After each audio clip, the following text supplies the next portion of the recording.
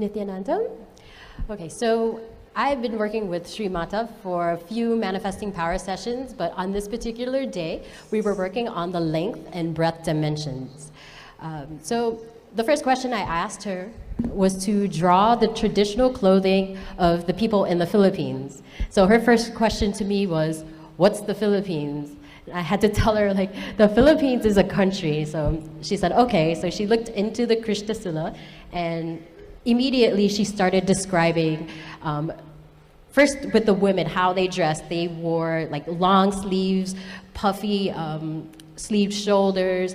They had something tied around their waist. She described, the flowy skirt and the metal anklets. And let me just try to show. The picture, the rough sketch that she drew. And as you can see, it's for someone who didn't even know what the country was, what kind of culture was there. She was just immediately able to describe. She jotted down so quickly, what they wore.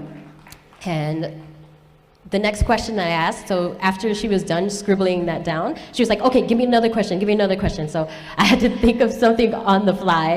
And the question I came up with was, can you describe and draw the Freedom Tower in Miami? It's where I'm from. And she said, okay. She looked into the Krishna Sila again, and she said, okay, during some time, she started writing it down. She wrote, during some fight or something, it was used as a headquarters. As of now, it is used for political purposes like debates.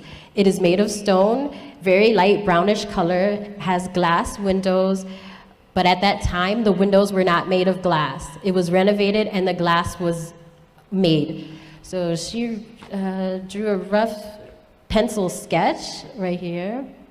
And she didn't, for someone who's not visited Miami, for someone who doesn't even know what politics is or why there was conflict in the first place, the Freedom Tower in Miami was used to hold refugees who were fleeing Cuba, the communist regime from Fidel Castro.